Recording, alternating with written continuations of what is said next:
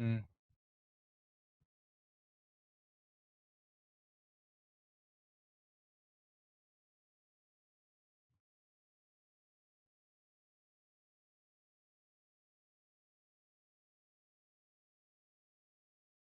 mm,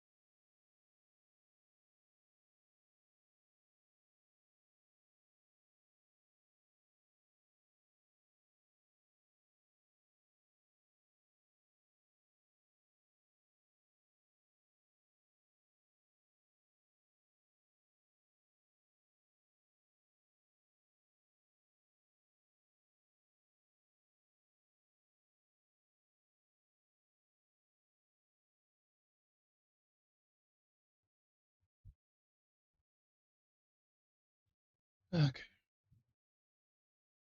Hey, yeah, what's up, Carlos? What's up?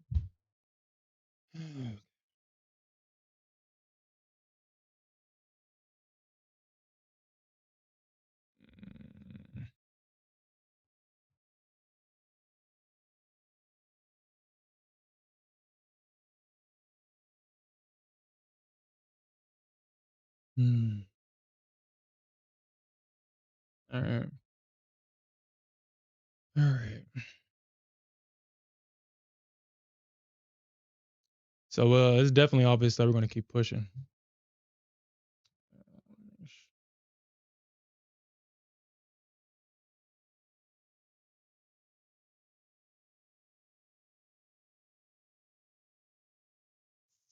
Okay. Okay.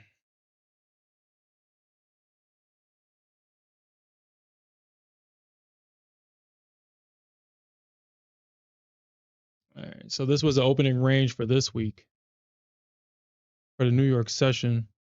Honestly, I wonder if London.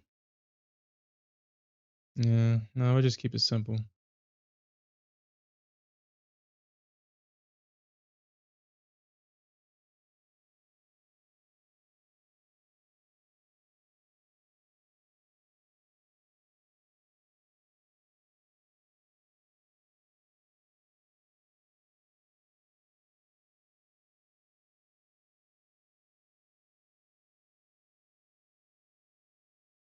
Mm.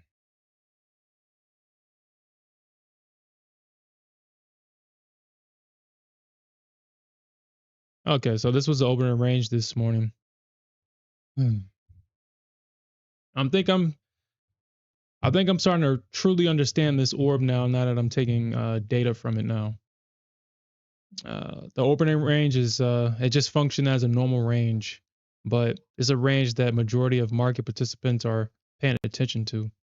What I do is I mark out the opening range and I just project this range until the end of the session. And you can just kind of see that once we get priced to trade back and forth in this range, and once it finally breaks out of one side, uh, it's a great opportunity to make a lot of money. Just one setup, one focus, just pay attention to the charts and react. Mm. This fake out to the downside was devious though, but it was kind of obvious that we wasn't going to see a rejection to the downside. It was more likely that price was going to break up to the upside because once the bulls found support, they're going to want to at least retest that high at least. So, all right, let's begin documentation, man. If you took the orb on the ES though, so I'm not going to document the ES. What I'll do on the ES is actually just mark out the levels and see what happens afterwards. We did get several fake outs to the downside on the ES. So, unfortunately, those that tried to take the orb short on the ES, unfortunately, he got caught. The ES was very devious about his orb tonight or today, but honestly, I wouldn't have gotten caught short on the ES because we've seen this so often. We see this so often that I mean, I don't even when I see a big move in one direction, I'm not looking for the market to reverse. I'm looking for the market to pull back and continue in the direction, uh, and continue in the original direction.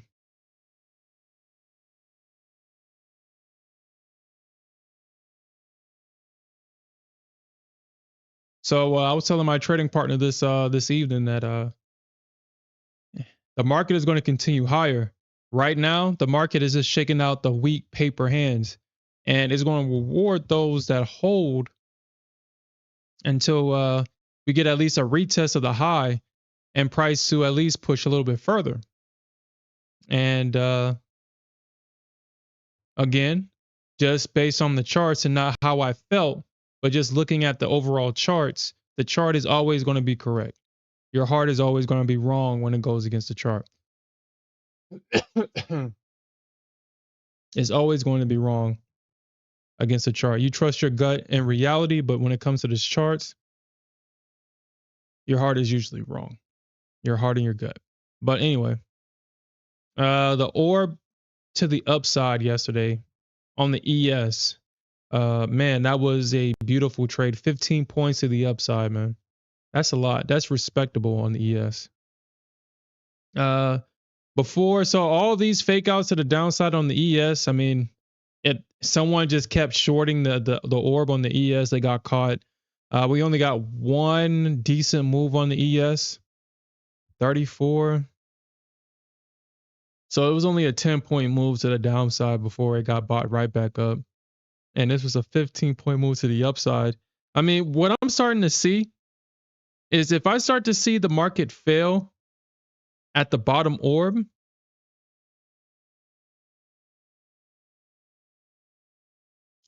I'm starting to see a potential second strategy surrounding the orb. I'm starting to really see one where if you see that failed breakout and it's going right back up into the range, shit, I would actually try to get the entry to at least try to retest the high. If you got back in long at 34, yeah, this is like a 12-point move right here. But if you didn't take profits, yeah, that definitely would have been. But actually, if I got in at 34 and I have well, I mean, usually I keep a 10-point stop, but yeah, it would have, it would have just missed me. It would have just missed me at my 11-point stop. Just missed me. And I would have took the glory. Hmm. Yeah, the ES orb today was definitely tricky. But maybe you took that the one at the breakout, you definitely got paid. So Nasdaq on the other hand, the Nasdaq traded for the majority of the session in the range. We had a couple of fake breakouts to the downside before we actually got the real move to the upside. But like I said, once you see that failed breakdown, uh, a great follow up trade would actually just be to get short or get long at the bottom of this range and at least take it to the top of the range at least. And then if you get that range breakout, I mean, you got an entry all the way down here versus having an entry, up here at the top of this range. So this was what 800. Yeah, it's like a 77-point move, but this whole move was 134 points. So yeah, that's a potential second strategy. We saw the fake breakout, the sweep of liquidity. It seems like the Nasdaq likes to do that sweep of liquidity and then trades to the upside. It doesn't always go back to the top of the range, but this was a respectable 50 points, 54 points right here. Once you got the liquidity sweep, I mean, if you caught the bottom, that was a respectable 54 points right there. I mean, it chopped you up. You had to take a break even, and then it trades all the way back up to 67. So I mean, now the Nasdaq gave a lot of opportunity in this orb. But if you're just going to trade the strategy and just wait for the breakout on either side, obviously the upside was a, but you had to wait all the way to the end of the day, almost around closing time, before you got this move to the upside. So it's gonna be tricky. What's up, Cave Trader? Cave Trader just got his for. Hold on, is this your first payout? Is it your first payout from Apex?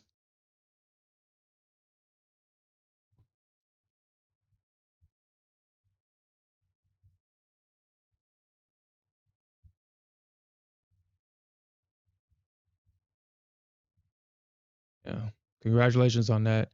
Yeah, he just requested his first payout from Apex. Uh,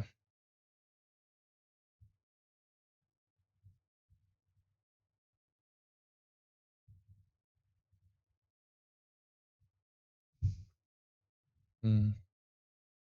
Yeah, Apex is the only one that I haven't gotten a payout from them. Well, like I said, I don't necessarily trade with Take Profit Trader, so it doesn't count.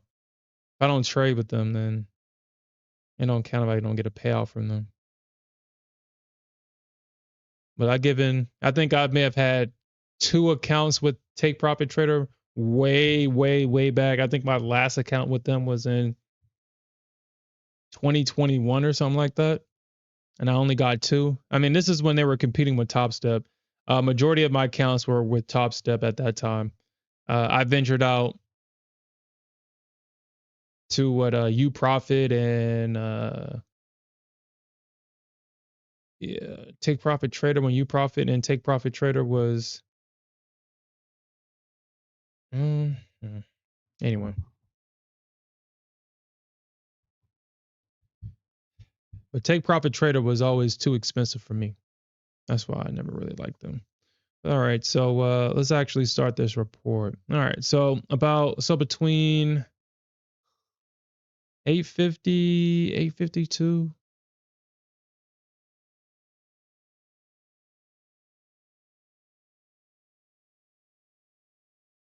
All right, so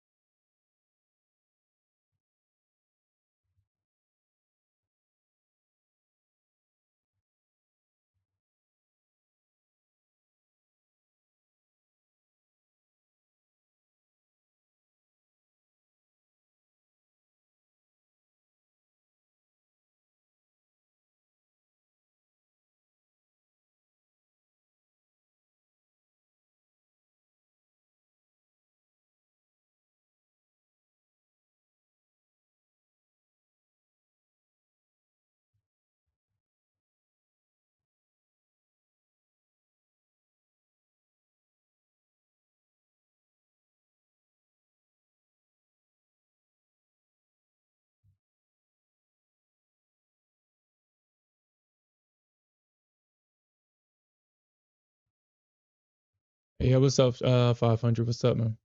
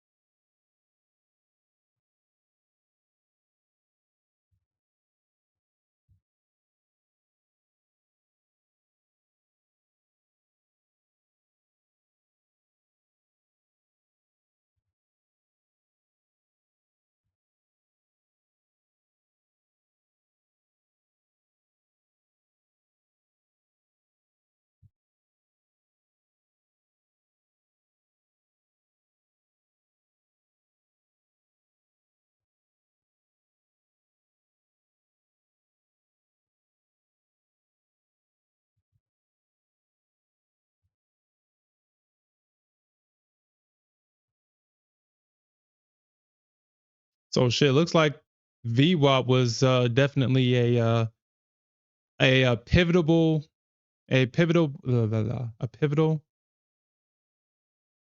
indicator for today during the session, because it seems like all price did was come back to VWAP. It makes sense. Uh, I can only assume that the price was trading at a low volume this morning. I wasn't at my desk, so I wasn't able to take down the data this morning. But uh, in hindsight, as you can clearly see, that price was bouncing off of VWAP, and then it turned around and started to reject off of VWAP almost the entire session. And it's no surprise that price pulled back to VWAP and bounced during the session. So mm, that's not a surprise. That's not a surprise.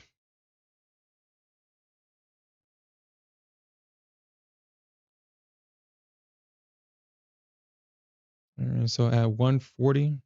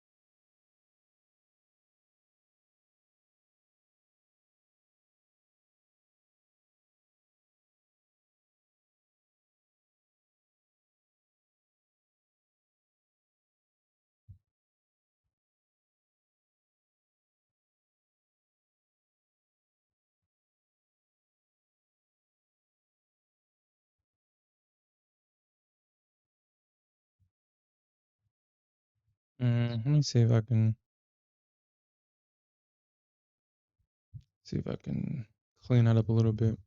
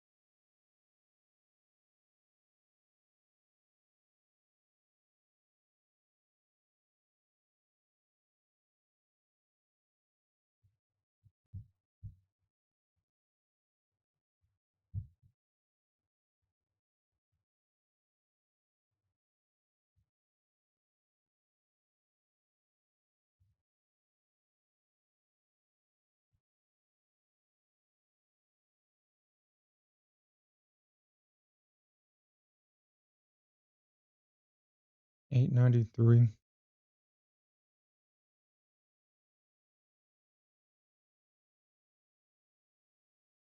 8.93. I think 8.76.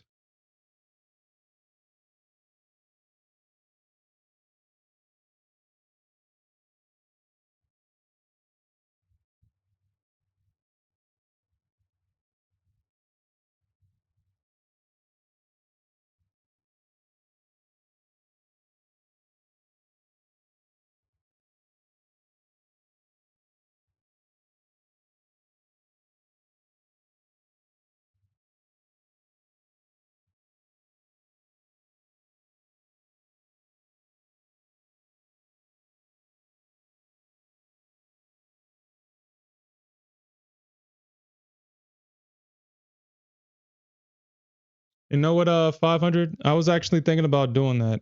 I may look into doing that on this weekend.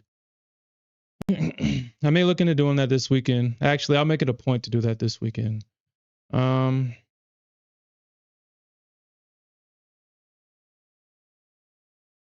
yeah, I'll make it a point to do that this weekend. Nothing too distracting, just something, just I guess that lo-fi music that people are using. We'll try to make some jazz, some. I'll figure it out. So we can just have some noise in the background, just a little bit. Nothing too overwhelming. Nothing too overwhelming.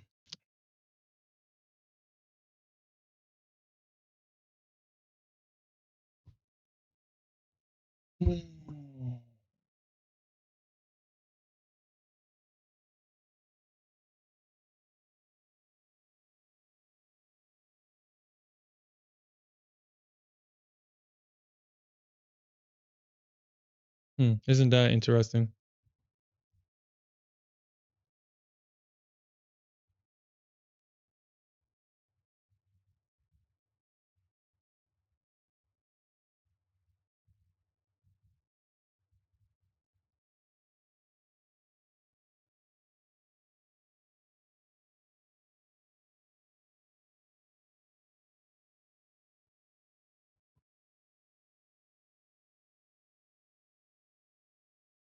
What is it, like 876, 934?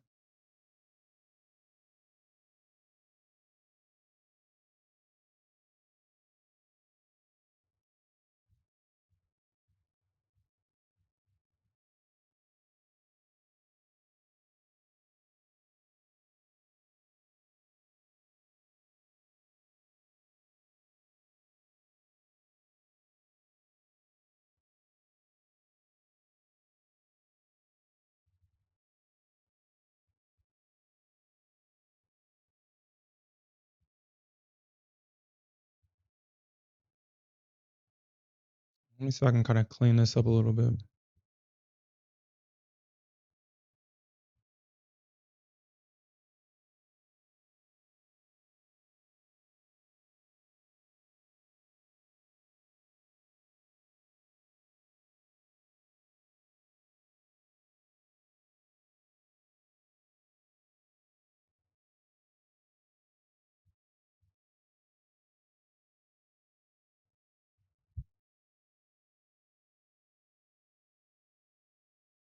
Okay. All right. So yeah, so between 850 and 852, the MNQ swept the liquidity below the opening range and retraced back to VWAP where price found resistance. All right. So that's where, so this is what happened right here. This is where price found resistance after it swept the liquidity. 1258, the MNQ swept the liquidity below the opening range and retraced back to VWAP where price found resistance. And this is it right here. And it found resistance at VWAP yet again. All right, so at 140, the MNQ closed below the opening range and retraced 20 points to the downside before retracing and closing above the opening range. So this is that break, and then it breaks above and closed below the opening range. So this right here was the actual move to the upside.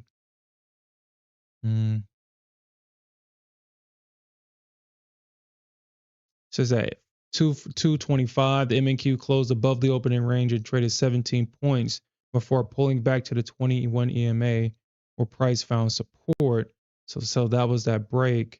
And this is price finding support at the 21 EMA. And at 441, at 241, the MNQ closed above the opening range and traded 58 points to the upside and ending the session back within the opening range. So you can see that even though the opening range was price basically spent the entire session in this range, you can see that as it opened, the market used this area as support right here. So they broke out of the opening range again, and now we're seeing this break higher. So technically, so what I'm seeing is that that opening range not only is the heartbeat of the session, but it seems like the market likes to use it during the Open, Asia Open. So, because what I'm gonna start doing is actually leaving the opening ranges for a week, so we can go back and see what happens, how it influences the next session, and you can see that the next session opened right above this range, and we got this breakout above it. It created a new range. Ugh, God damn it! Seriously. All right, so now, oh, oh, it's just stupid little stuff like that, man. I grabbed the screen and then it grabs the whole freaking range, man. God damn. All right, it's not a big deal, but I hate when stuff like that happens. All right, so 845. All right, so the low of that candle is 801.25.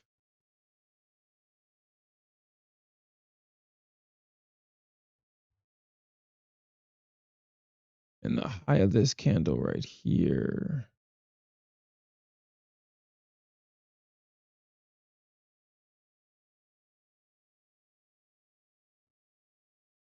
Okay, so I think, yeah, that's cool. All right, let me lock the damn thing since it wants to grab. But anyway, so yeah, I'm gonna start leaving these on the charts for the entire week, and we're gonna just pay attention to how the market actually reacts, and we may start actually documenting this. We may just add just something simple that the market use this range going into the next session, and we can just either put yes or no and kind of talk about what happens. But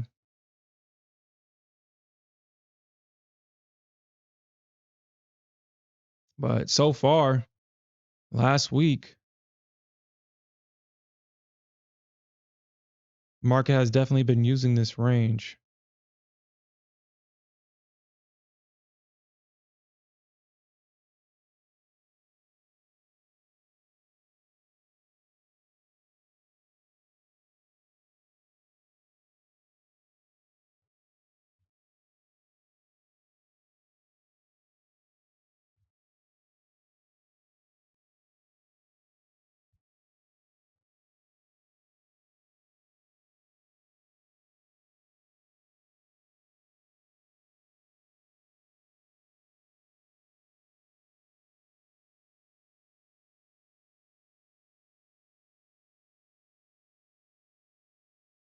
Okay. So yeah, we'll start doing that. Yeah, we'll start doing that. Okay. Hey, what's up, Investor Z?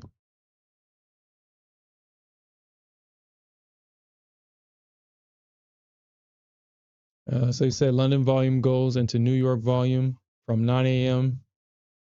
to 11:30 Eastern time. Highest volume in the market at one given time out of the 23. So you're saying from 9 o'clock to 11:30 Eastern? Yeah, I definitely agree. Uh, yeah, 500. So it really depends. It depends on your style of trading. Just like 500 said, you're going to see a lot of your volume during the New York session, and that's where you'll see a lot of manipulation, price manipulation, where you'll get a lot of false breakouts and breakdowns of the market, especially if the market is trading against the overall trend. Like in this situation right here, where the market was mostly grinding and it felt more bearish than bullish, you can see that for the entire session, everybody was, well, I wouldn't say everybody, but as the market was dipping down, it just felt like the bears were in control and that we could have seen a big rotation off the highs because we had just taken out all-time highs and the bulls have completed their market objective. The objective for the bulls last week was to take out all-time highs. They were finally able to do that. So the market psychology, it wouldn't make it wouldn't be hard to believe that we would get a double top at all-time highs and we would get a massive correction, a sell-off. However, we have a short week. We have an American holiday at the end of this week, and we have a lot of things that's going to hold the market up. This is my assumption, and this is my assumption. I believe that the market will hold up until we get the results of Trump's bill, his big, beautiful bill, as he calls it. If that thing passes, we'll probably see a pump and then a big, massive dump. If it doesn't pass, we'll probably see a pump and a big, massive dump. That's what the market is. That's my assumption of what's going to happen. And then we also got 4th of July this week. So we usually see the market grind higher on low volume. So uh, my bias this week is bullish. I'm not saying that there won't be a pullback here or there, but I think we continue to grind higher. We do got Powell tomorrow. It's not anything monetary, anything policy related. I think it's just a speech about economics. He's going to open his statement with the Fed's mandate and its mission, as he always does. They're going to probably ask him questions about Trump's tariffs and whatever, and I'm pretty sure he's going to try his best not to answer questions that he hasn't prepared for. And it's going to be just a normal meeting. It's just that the Fed chair is going to be in attendance. So we might get a slowdown of price action around that time. And we'll probably pick back up after he's done after he's done speaking. So I just be prepared for that. Yeah, I think we get past 23K, man.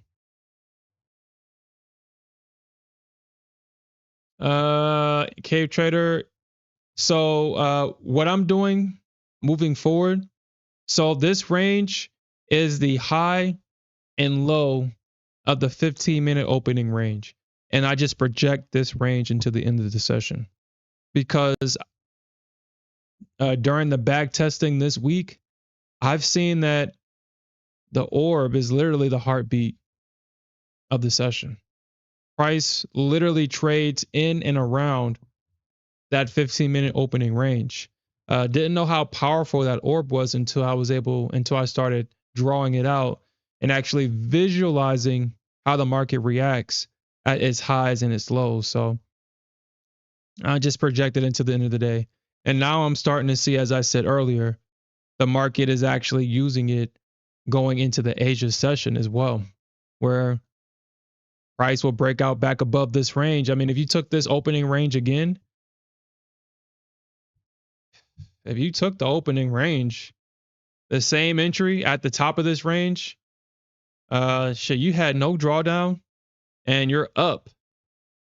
And so 876, 915.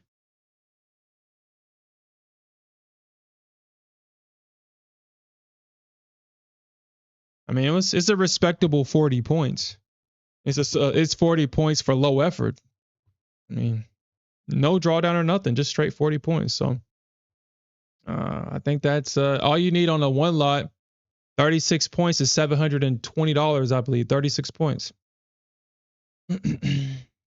For 54 points is 27. 30 points, 30, 31 or 33 points, I believe, is 6. Let me see.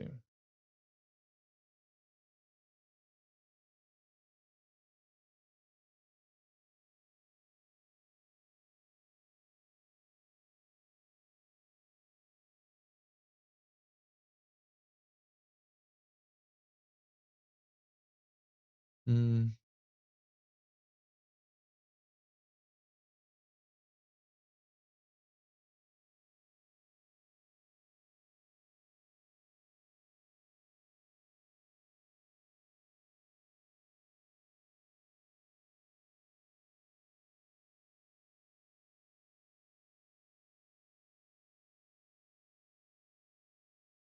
Yeah, about 31 points.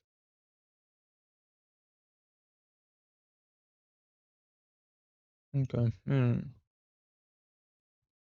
So 31 points in 3 ticks, 630 on a one lot. I mean, in my opinion, all you need is that. If you just want consistent gains every day, a nice $700, 36 points, which you can sneeze and the Nasdaq is already up 36 points and just closed out for the day.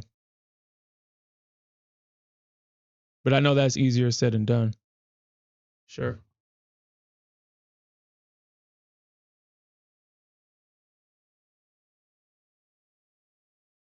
Nah, nah.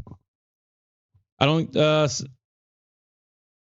the reason why I don't use indicators to draw out stuff like that for me is because what I've come to realize is that if you allow your indicators to do all the work, you won't understand what's happening because you're not engaging with it yourself. All you're doing is letting your indicator bot, whatever, draw it out. And all you're doing is taking the trade. What do you learn from that? Now, I'm not saying that there's not a right or wrong way to do this. For me, I prefer to use my hands. I prefer to be engaged with it and do things manually because it is true. If you don't use it, you will lose it.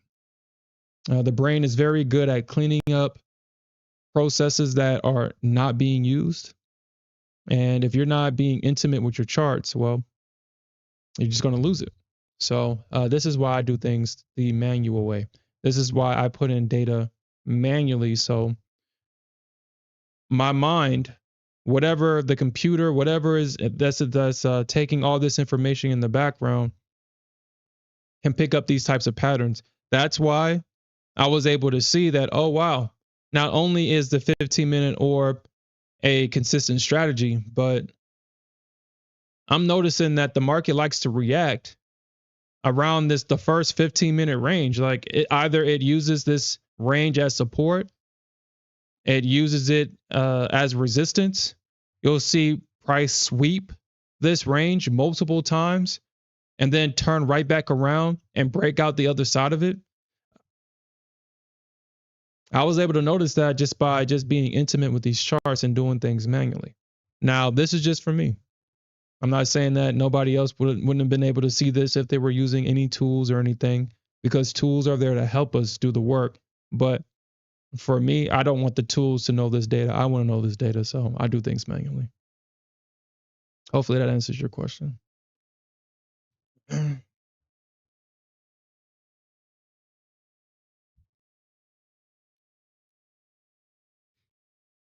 Okay, so let's put this data in there.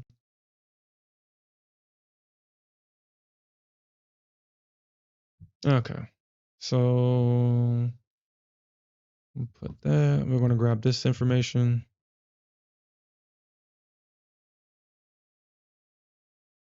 And I really can't even put any other data like time and stuff like that in it because I can't,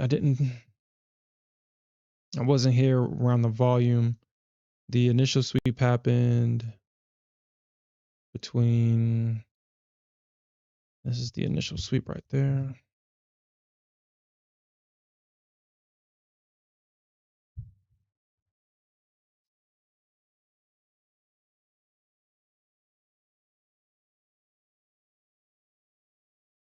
Don't know why I did that.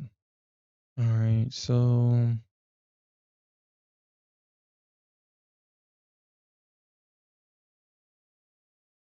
so at 340.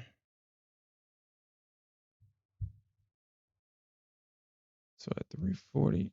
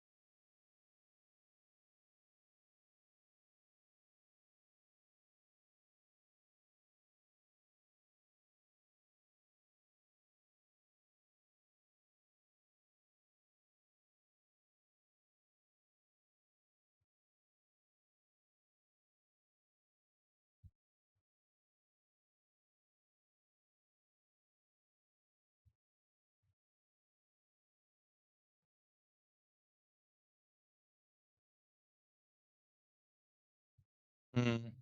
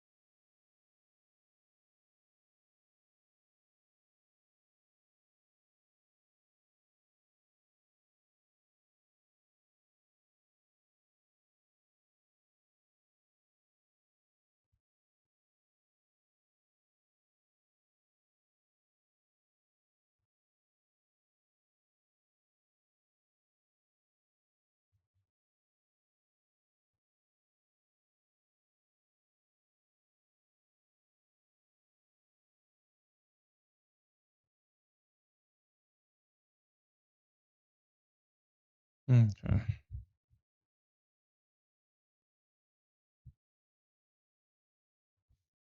Mm,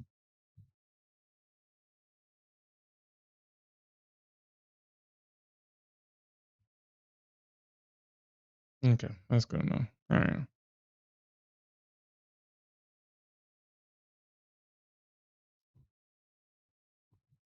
A good thing about taking down the results and then the full move, what we can begin to ascertain is that we can kind of get an average of how much points does price move above and below the range. And that can be, depending on the context of the market, where we can set some targets at on the Nasdaq. Because we know that this thing just keeps going, but uh,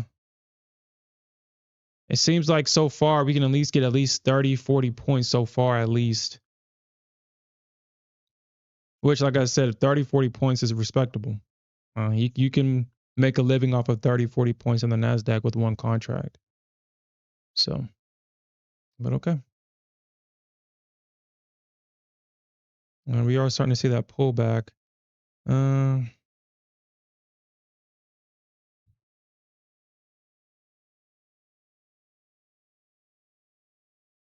we'll see what happens here. Apparently, I left a when I came back to my desk, I was in this actually. So I guess I left a limit on yesterday, and I'm still in it. I don't know why I'm in it at 253 though. I don't know why I'm in it because I left the limit here at 251.75. So I don't know why I'm 2 points above my entry, but I'm gonna let it play out. If I get stopped out, I get stopped out, but I'm gonna let this thing play out. Gold has definitely been on a tear though. Gold has definitely been on a tear. Now this thing has been grinding down. We got this big, massive move. We got on Friday. We had that big drop at the open, and when I came back to my desk, I saw that, man, how the heck did I miss this, man? I was actually in the gold chat with all the other gold traders, and a lot of people were talking about how this could potentially be a long opportunity. And I was like, I think everybody's overthinking this. This thing is definitely going to trade down, but if it hits certain levels, then we'll see the market have a bullish reaction, and that's exactly what it did. We got this V bottom, and the market has just been trending higher ever since. Now, that's the one thing that I've noticed with gold a lot. is that after we get these big moves down, the market likes to V bottom and then it likes to continue down. So we'll see if we actually get that here. We'll see. We'll see if the bulls can actually hold, because we got the same kind of move right here and it just continued to grind up and grind up and grind up, actually taking out these highs, almost retesting all-time highs on gold before actually coming back down. So we'll see what happens, man. We'll see what happens.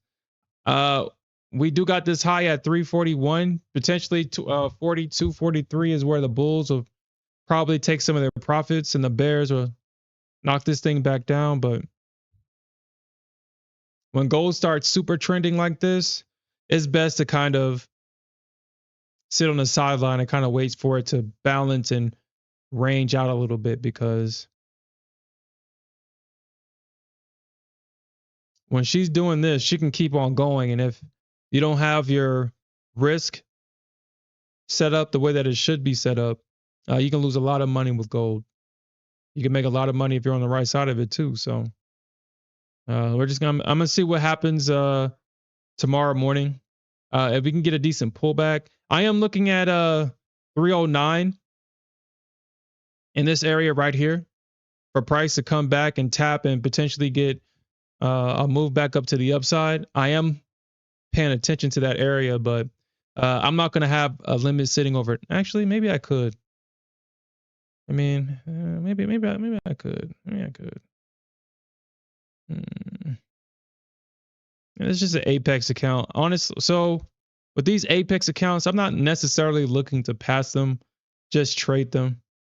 As I've always said, I don't particularly care for these accounts. Apex goes against my trading style, but they're cheap and affordable. And if I do pass it, it's cheap and affordable. So I keep a lot of these on deck. I blow a lot of these. I'm not going to sit here and say I don't, but I always blow these things in profit for whatever reason. So I just use these accounts for what they're good for, and it's just for practice. So I have no emotional attachment on this one, but I think this is a good area. It did line up with the fib, and it's like there's the structure right there.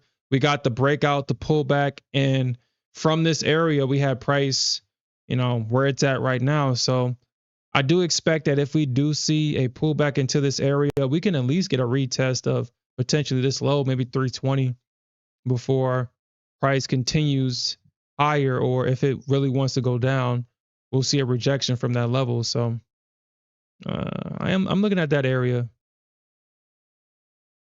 So I'll keep a limit right here. Yeah, I think so too.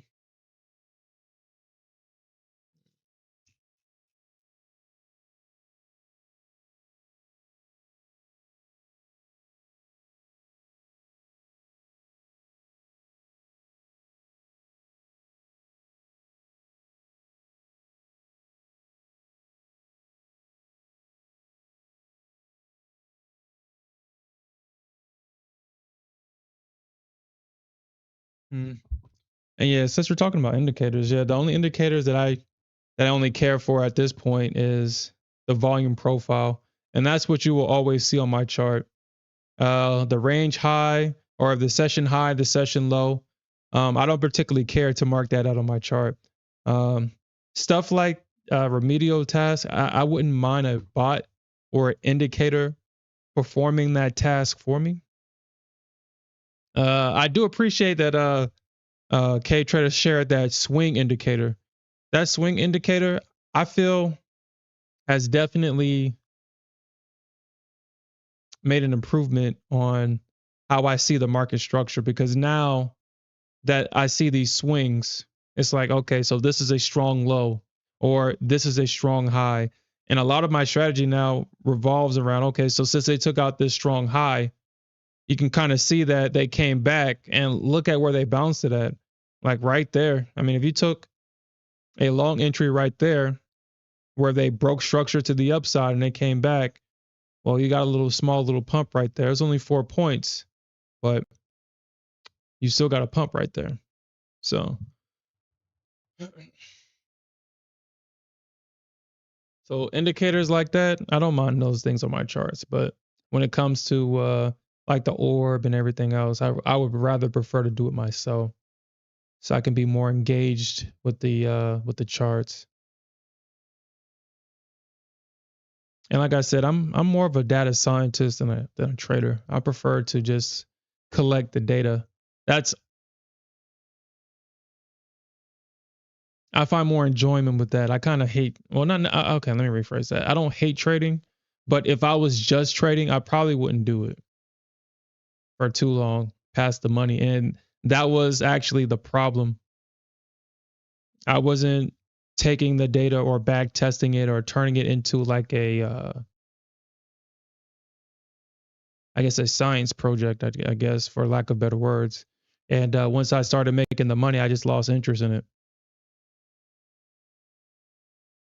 But I will say that the orb has kind of reignited a passion. It's like, okay, this is a lot of data that I can take in, see if I can create another strategy. Yeah, that's actually that's actually more accurate. I find myself creating strategies. We've created so many strategies on this stream, and once I've proven them to be profitable, I usually find another strategy and be profitable with that strategy. And it took a lot of conversations with myself to come to that conclusion that is not even the trading. What I enjoy most about the market is just discovering a lot of ways or different ways that I can be successful. Because for whatever reason, every time that I would go on a win streak, I would get bored. I would start gambling, and that win streak would be gone. And I would go on a not necessarily a losing streak, but I would begin to drift where I'll have my winning days. I'll have a lot of winning days, and then I'll just have a blow up day, and then I'll have a lot of winning days and a blow up day. And it's like all that effort is not going anywhere. And then I get reignited with oh, this is a new strategy. I can start doing this. And then once I get bored and once I've conquered the strategy, it's like, okay, well, it's no purpose. But like I said, over the weekend, I've just come to the conclusion that I'm going to just reduce my size, build up the account, and keep it for as long as possible. I believe that if I just focus on that, that will maintain my interest over time. And if I make this a mission, if I give these actions purpose and make it a mission, I'll feel like it'll be something that I maintain interest in, and I can do this over time. So, so the orbiter report. That's why I think it wasn't this weekend. It was last weekend. Came up with the trade policy. Came up with the crafting the trade plan. We're going to document our trades and we're going to take the screenshots. Oh shit! You know what I did not do? I did not take the screenshot. I did not take the screenshot.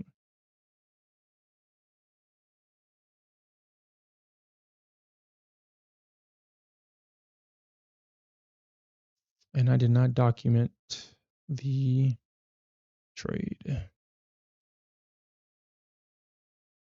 All right, so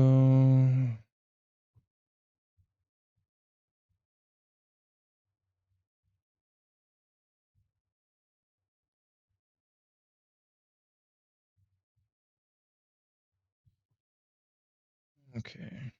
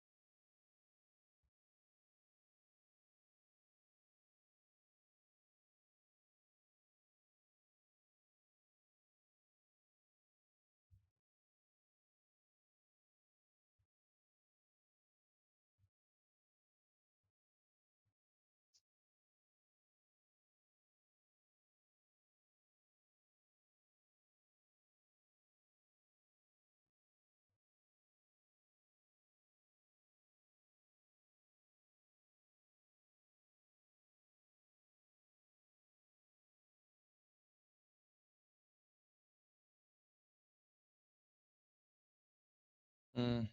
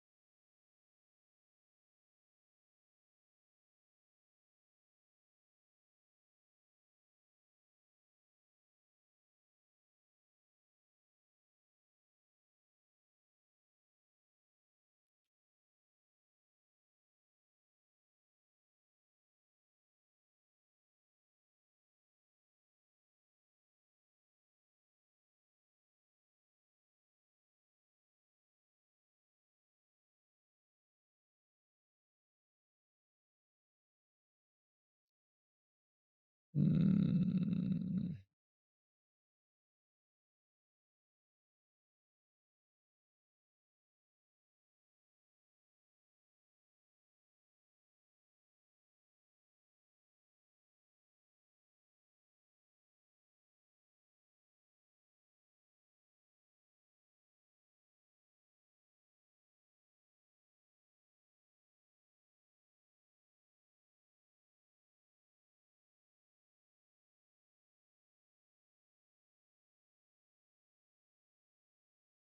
Mm.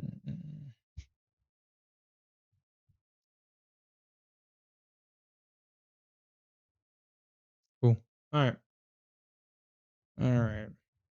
And what these screenshots do, so over the weekend, what I'm doing moving forward is I'm going to look at the range. I'm going to see if I can see any or I'm going to make it a point to identify patterns. I'm starting to kind of understand how to avoid these false breakouts. And a lot of it has to do with the placement of where the EMAs are within the range and how far away prices is from the EMAs. I'm starting to see a pattern. I'm starting to see that if I see multiple failed breakdowns, then I'm going for that long. I'm going for that long because when the bear is failing to when you see all this bearish aggression or aggression on one side of the market with no follow through, that usually means that we're going to see a stop run, and that's where smart traders make all their money. Is they're trading in the pain of other traders because if you're trading at other traders' pain points, then you're going to get the market to react exactly where, or you're going to get it to react how you want it to react. Like in this situation right here, you got price consolidating in this little tight range. And as soon as it broke up to the upside, look what happened. You got a nice move to the upside. It pulled back to this range, and then you got a second retesting the high. And then it pulled right back into this range. It broke below the range twice, failed. And then it pulled right back above this range, breaking out of this range. And if you were to get in at the bottom of this move and get out towards the top, you don't even need the full 134 points that this thing traded. You could have, this would have been a nice risk to reward trade right here. You saw this failed breakdown. You get in right there at the bottom of this range. Your stop a couple of points underneath this low. Your targeting the top of this range. That was a great risk to reward trade, and I'm pretty sure this. I mean, if you were just targeting 50 points, I mean, right there. But I mean, if he was even targeting a retest of this high, if you were targeting a retest of that wick, that right there would have been your money for the day. So um, having the orb drawn out on your chart, it definitely focuses your attention on great opportunities to make money, and that's what these orbs are showing me so far. So I can delete this off the chart. I don't need it. I took the screenshot already.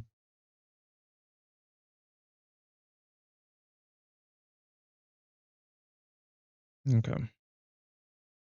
But we're going to leave the ranges on the chart until the end of the week, and then I'm going to go over it, and we'll see how price so far. Like I said early in the stream, price has definitely been still reacting to these ranges. So we'll see if that trend continues.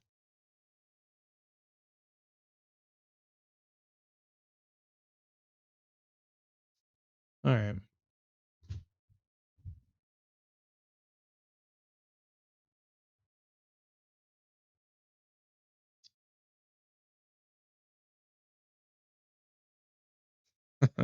What's up, gang? Wait. What's up?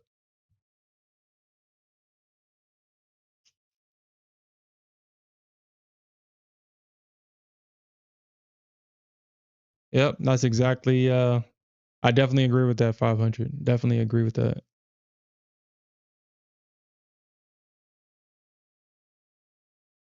So this is the 15-minute. It's a 15-minute orb, and I just project the 30-minute high, or the high and low of the 30. So from 8:30 to 8:45, the high and low, and I just project it into the end of the day. And as you can see, price trades within this range the entire day. It reacts around it. This was yesterday's orb, or Friday's orb. And you can see how price basically swept the highs. It came back in, swept the lows, came back out. And we got price to break out above the range at Sunday's open. So uh, the market definitely likes to rotate back and forth between this range.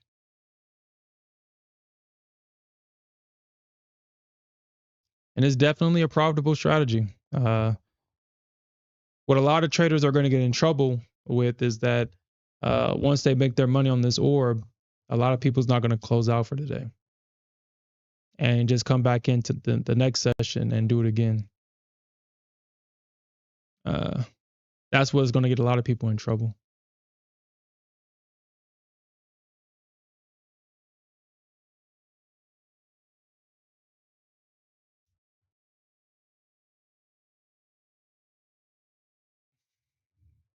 Yep, and I definitely agree with that.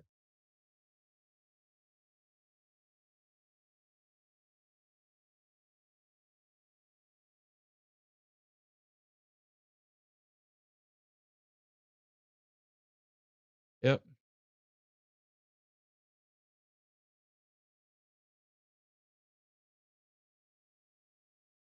Yeah, and I'm really starting to understand that the reason why the orb is very powerful, not only that it focuses your attention to one part of the market or one time frame of the market, which is the New York Open.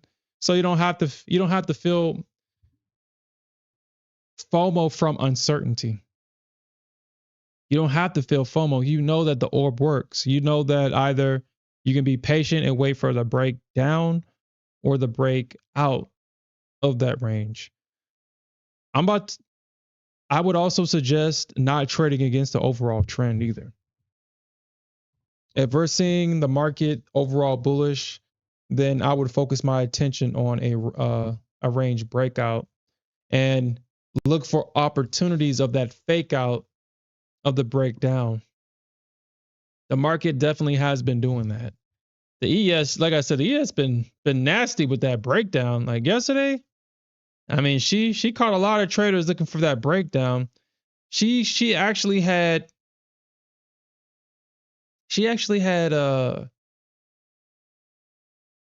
bearish momentum, the EMAs, VWAP, everything sloping down. So I know a lot of traders got caught up in this short, but for whatever reason, I don't know why. I don't like the ES. I really don't. But the ES, I don't necessarily get faked out when I trade the ES. This wasn't a short. I knew it wasn't a short because I have a great understanding of how the ES trades. The ES moves with intention. It makes sense if you really think about it. If you think about the people that actually trade the ES traders are looking for state stability.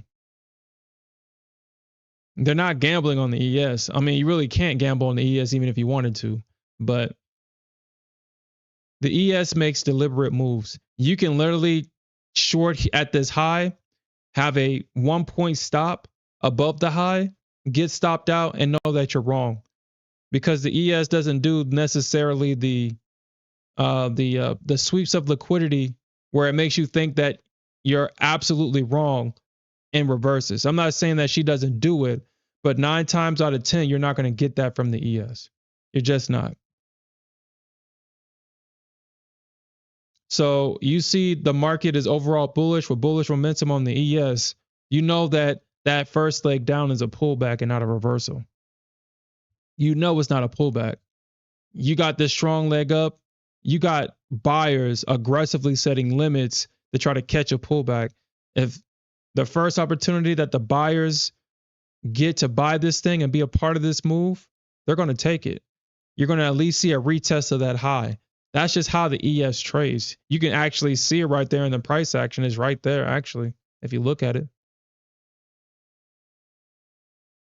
What were the buyers doing as this thing was dipping down? It was grinding down, grinding down. They were buying it as it was going down. So that should have been your first clue that this was not bearish on the ES because they were buying it as it went down. You got a couple of pops and then it dropped. The buyers got in this thing and look at where everybody took their profits at a retest of that high. The ES ain't hard to trade. It's very simple, very deliberate. You can see that right there. Price pulled back to the 21 EMA, swept liquidity again, and then we got that move down. So the ES is very deliberate. So I wouldn't have gotten caught up with that fake breakdown. On the Nasdaq, yeah, because we know that the Nasdaq can sit there and trade 10 million points for no reason outside of the overall trend and then pop back up, kind of like what it did on Friday. We all know that the Nasdaq can do this. Where is it at?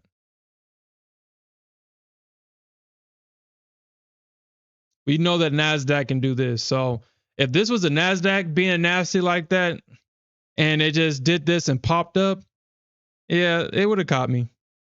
It would have got me. I'm not going to sit here and say that it did. It wouldn't have.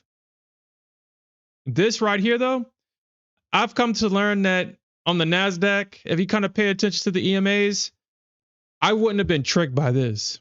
The EMAs are not even in position for this thing to, because we see that the market likes to break, pull back, and then reject. The EMAs wasn't even in a position for that shit to even happen. I would have saw that and was like, yeah, I'm gonna take this long.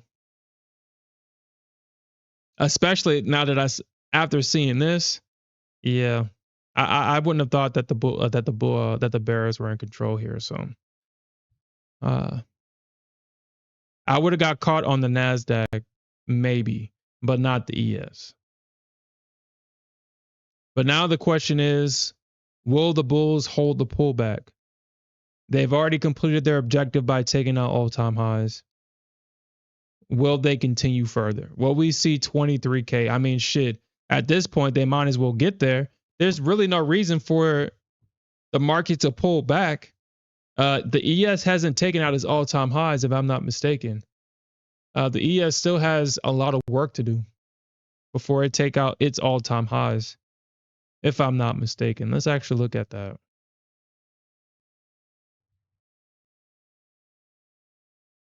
All right, so on the September contract, yeah, it missed its all-time highs. Its all-time highs is around, I believe 85 or something like that. Yeah, so the high of this candle right here is 285. It missed it missed its all-time high, so it still hasn't taken it out. The high of this candle right here is 265, so we're about 25 or 20 points away from all-time highs on the ES. So I don't think the bulls on the ES is going to be satisfied until they take out its all-time highs. I don't believe that they will. And you have 1, 2, 3, 4, 5, 6. You got 6 green daily candles closing right above at the highs of the previous day. The bulls are not going to give this shit up. They're not going to give it up. They're going to keep going until they reach all-time highs. Actually,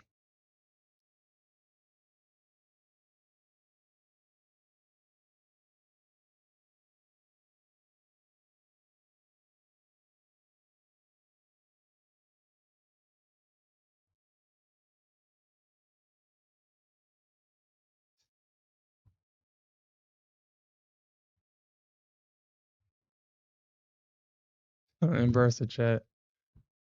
So you thinking 7,000 on the Nasdaq, huh? It will be absolutely crazy to see 7,000 on the Nasdaq. It will be absolutely crazy to see 10,000 on the Nasdaq. 15,000 on the Nasdaq would kind of be crazy too. That would be crazy. I think the market is just going higher to avoid that situation from happening. I believe that's why we're seeing the market move away from that number, because shit, all this thing has to do is trade and close underneath 20K, and shit, we'll be at 15K. We'll be at 15K. That's all it needs to do is close beneath 20K.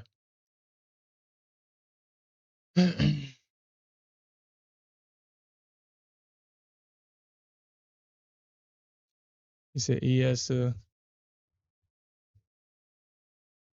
I do believe that we'll probably see. I mean, it's. I think it's already written in stone already.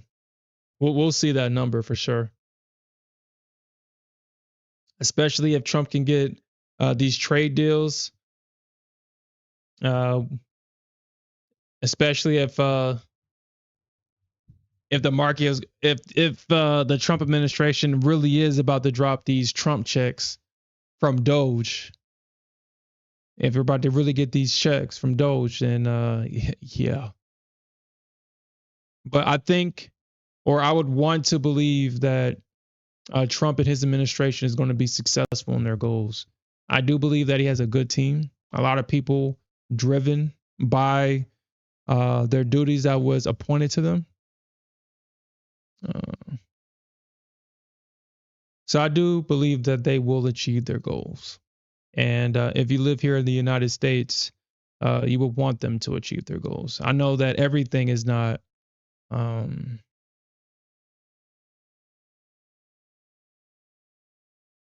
know a lot of people are going to agree with everything, but if we can get the good stuff like lowering inflation, getting things cheaper, so we getting things more affordable,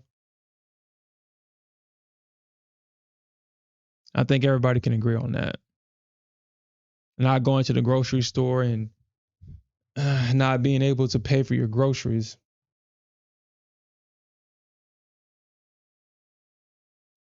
I think we all want to. I think that's all something that we all want. Hmm.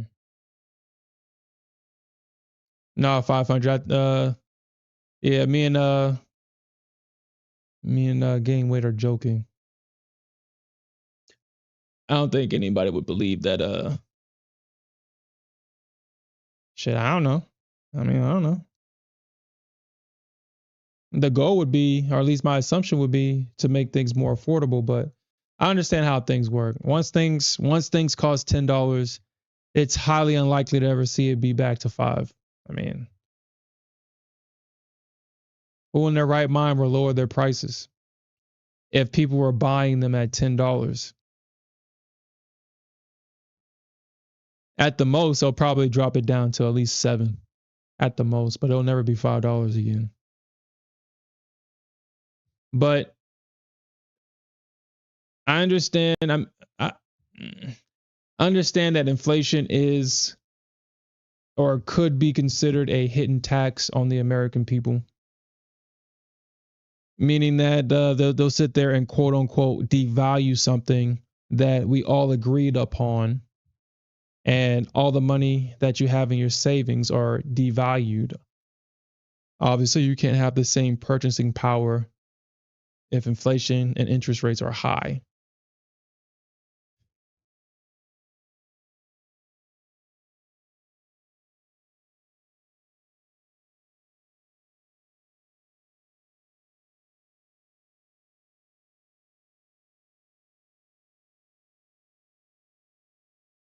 Mm.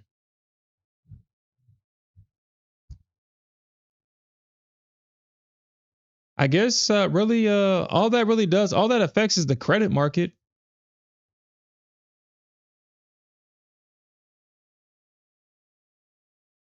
At the end, I mean, interest rates, that's what they really affect the most is the credit market. When you're borrowing $5, you got to pay back 10.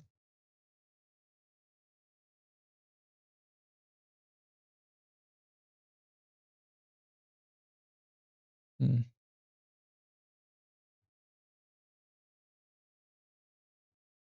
999. Mm.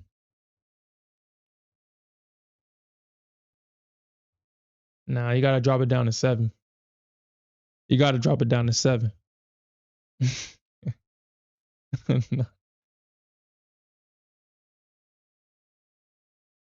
Oh, I'm not short. I'm long. I'm long 24 micros on the ES. I'm in drawdown right now.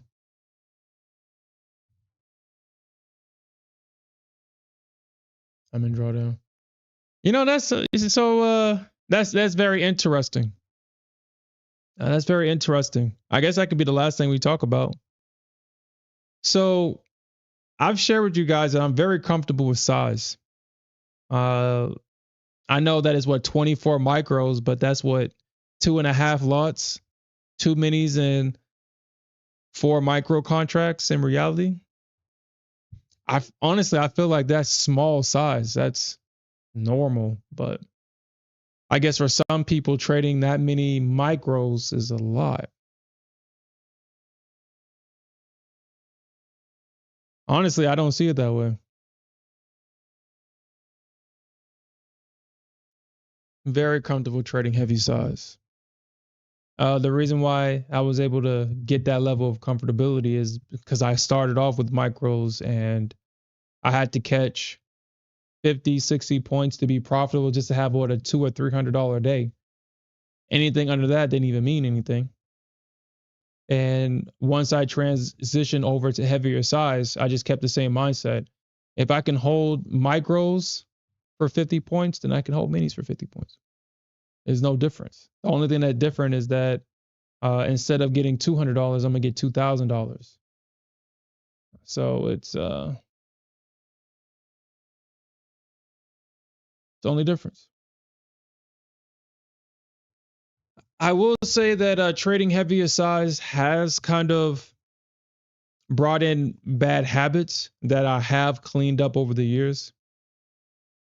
It's easy to start scalping heavy size. It's easy to do that because it's like, well, I know that my target is up here at 50 points, but here at 27, I'm up 15, $1,700 as an example. I could just take that and be happy. And that is true. I mean, shit, $1,700 ain't nothing to laugh at. You can definitely be happy if you got $1,700 daily in your account. I don't think anybody would complain about that. But I tend to kind of look past small little things like that and kind of just remain focused on the big picture. Stuff like that causes bad habits over time.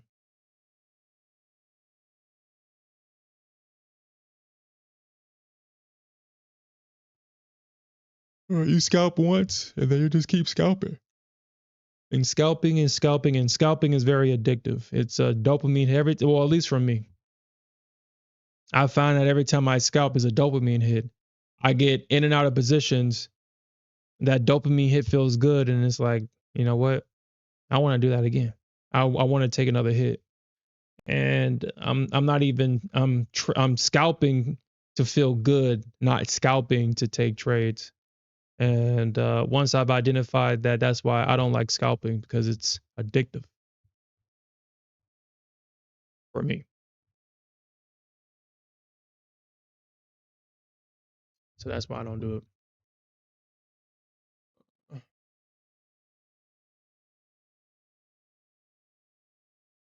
Mm. Yeah, I definitely agree with the 2 point stop, but I usually have a honestly, like I said, I don't know why, but I was this position actually was should have been at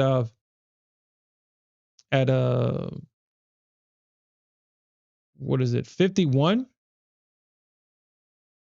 So I don't know why it jumped up 2 or 3 points. I really don't know why. I really don't care. But I usually keep an 11 point stop on ES. Hmm. I know that I have more than 11 point stop on this position, but I usually just keep 11 point stops on ES usually.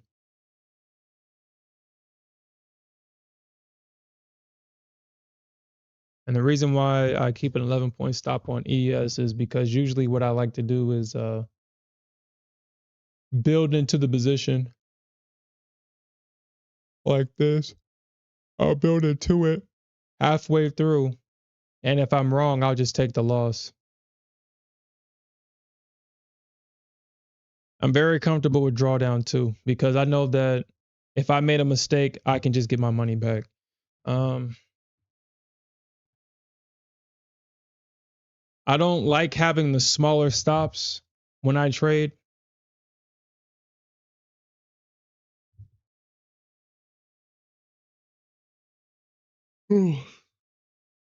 I just like to have one big stop and let the market play out. It's easier, it's less mental resources, it's less, oh man, I got stopped out. And then I'm thinking, did this thing stop me out and is it gonna go in my direction? So I just keep an 11 point stop. So I don't have to think about stuff like that. I can just focus on the price action and just be okay with however much I lost or however much I lose. The ES, the good thing about the ES is that you can trade heavy size. And if you lose, it's not that big of a deal. If I'm trading less than a 3 lots, I usually trade with an 11 point stop. If I trade more than 5, then I'll trade with like a 6 or 7 point stop on the ES. If I'm trading with heavy size, it's like a 6 or 7 point stop. Because my first target on the ES is about 14 points.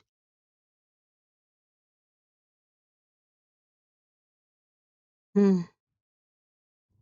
My second target is 20, and then I have like a runner.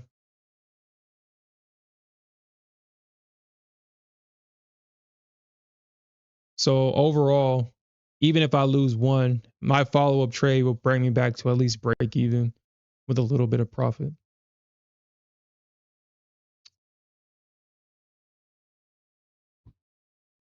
Uh,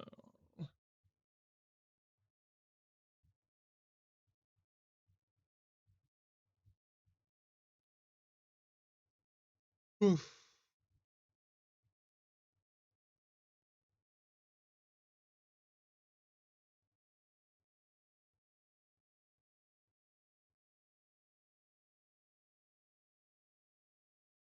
I think I need to go in this.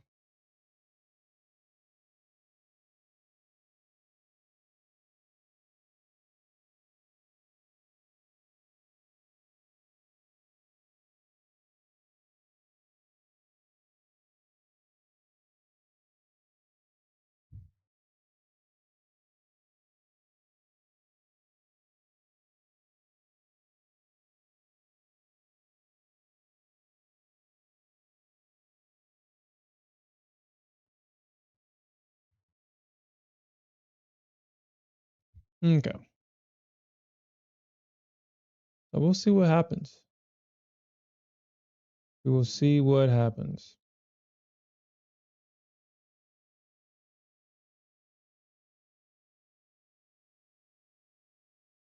$53.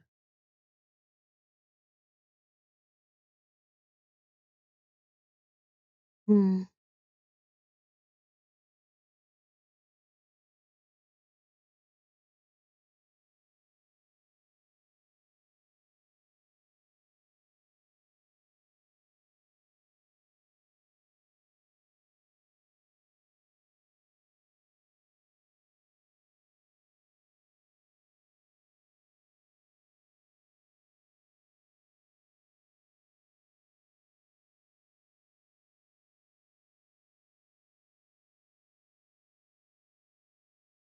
Okay. All right, guys. That's it for me tonight. Uh, I will be streaming tomorrow morning. I just had a an appointment that I had to be a part of this morning. But we'll definitely come back tomorrow morning. And with that said, we'll definitely look for more. Actually, let's talk about the news before, so we can understand what we're looking for tomorrow, and then we'll end it. All right. So tomorrow, July 1st. So this is the first of the month. We did see the end of the month volatility today.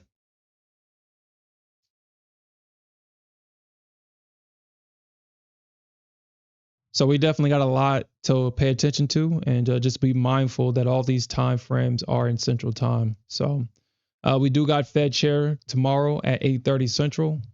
At 9 o'clock, we have the ISM manufacturing PMI at 9 o'clock. We had some construction spending at 9 o'clock as well. We do have the S&P Global Manufacturing PMI for the month of June at 8:45, but Powell's going to be speaking, so I don't think nobody cares about this. Actually, we don't even know how long.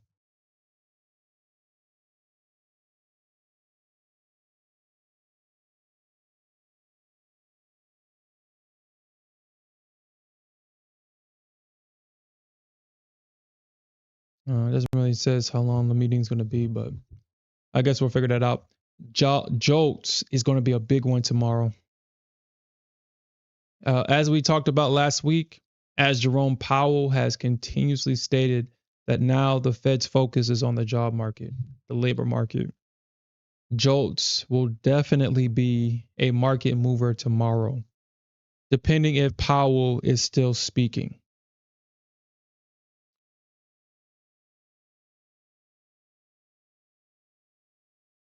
If the job data would suggest to the market that Powell needs to cut rates to save it, we should expect to see a pump. If the job market is looking strong and would suggest that Powell doesn't need to adjust monetary policy, well, we could most definitely see a dump. We have the Challenger job cuts on Wednesday, which is kind of just a follow up on the JOLTS report. ADP employment change for the month of June. So all this week, coincidentally, is data. We got non-farm payroll on Thursday, so we have job data all this week.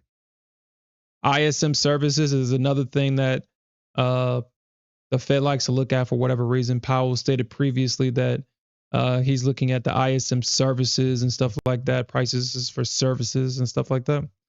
So that's also something that the market is probably going to keep in the back of his mind. So there's definitely going to be a lot of volatility, as it always is. But we'll try our best to trade on the right side of it. And of course, we have 4th of July on Friday, so we may get half a day of trading hours, but the market will definitely be low liquidity because the stock market is definitely going to be closed. So, but all right, guys, that's it for me. We'll definitely come back tomorrow morning, and we'll definitely look for more opportunities to earn some more money. And with that said, peace out, everybody.